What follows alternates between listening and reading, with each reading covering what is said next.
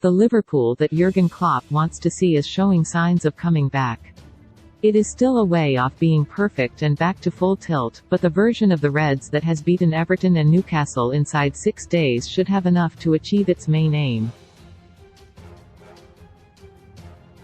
It was not the desired target at the start of the campaign, but reaching the next season after the events that have transpired across the last few months would be something to celebrate, at least quietly, before preparing for a drastic improvement and plenty of transfer activity in the summer.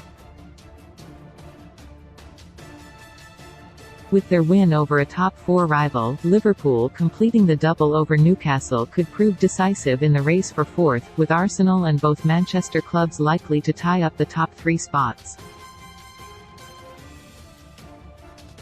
Fourth position, though, is an open race, with Liverpool pushing to make themselves a proper contender, Newcastle faltering and Tottenham continuing to be inconsistent, beating Manchester City one week and losing 4-1 to Leicester City the next.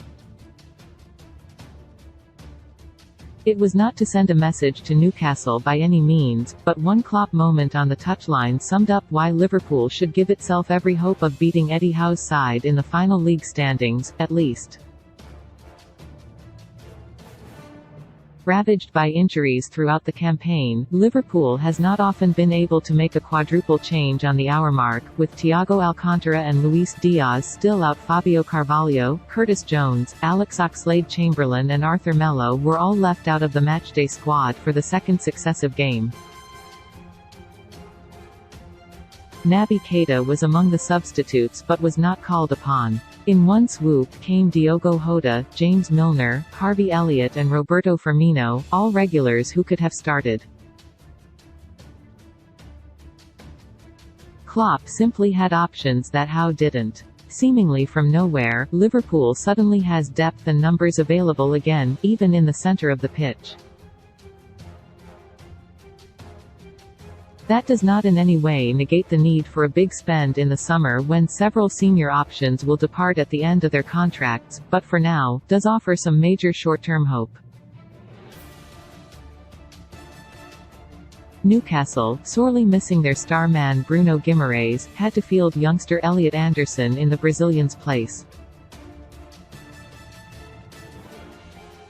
Matt Ritchie and Jacob Murphy emerged from the sidelines, 2 solid enough pros, but not players you might associate with a push.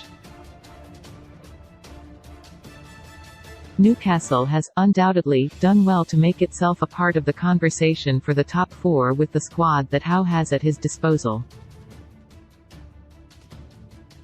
In the coming seasons, as more and more Saudi money is pumped in, their depth will increase significantly and a place in the is inevitable sooner rather than later.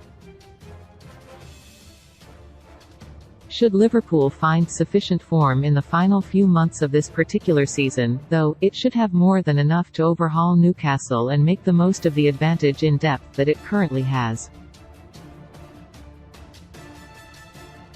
Right now, only one of the 2 squads should be capable of finishing in a place, as one quadruple substitution proved. It is up to the Liverpool players, though, to prove that they are deserving of more top-level European football by finding some consistency at last.